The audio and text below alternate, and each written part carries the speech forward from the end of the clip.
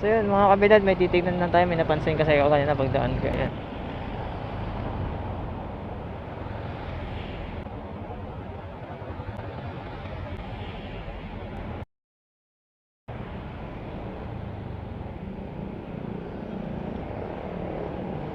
Pwede pala yan mga kabilad.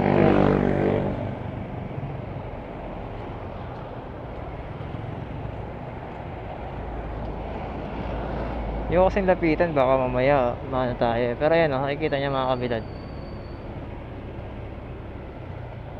Hindi ko alam kung anong tawag dyan, pero pamilyar kasi ako sa mga recapping, yung pinapatungan ng panibagong goma, yung gulong. Yung ginagawa ni kuya, meron siyang hawak na plies, tas may mainit na bakal, tas inuukitan niya lang. Ano kayang tawag doon? Sa tingin nyo? Comment down below mga kabilad kung anong tawag sa ginagawa ni kuya, kung alam. Medyo na curious lang kasi ako.